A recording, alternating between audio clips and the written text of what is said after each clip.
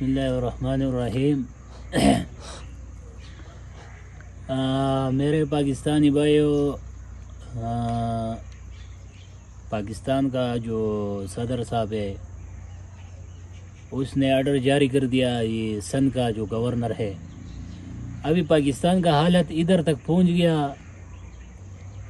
کہ بطخور اور بدماش لوگ گورنر بن جائیں گے۔ یہ پتہ نہیں کراچی والوں سندھ والوں کی بدقسمتی ہے۔ اگر ابھی بھی ان لوگوں کو یہ ووٹ دیں گے اور کامیاب کریں گے تو یہی لوگ بطخور اور بدماش لوگ ان پر مسلط ہوں گے اور آئیں گے۔ لیکن ہمارا گلہ یہ ہے کہ ہمارے جو سیکیورٹی ادارے ہیں، جو بھی ادارہ ہے، اس میں 5-6 ادارے آتے ہیں، پتہ نہیں ہے کہ اس نے 81 گولیاں کھائی ہے، وہ سویا ہوا ہے کہ نہیں، پتہ نہیں اس کو کیا ہوا ہے کہ ادھر بدماش لوگ آتے ہیں اور وہ گورنر بنتا ہے، کوئی وزیر بنتا ہے، کوئی بھاگا ہوا ہے، وہ آتا ہے کہ میں نے یہ نہیں کیا ہے، وہ نہیں کیا ہے۔ اور دوسری بات یہ کہ نواز شریف صاحب جو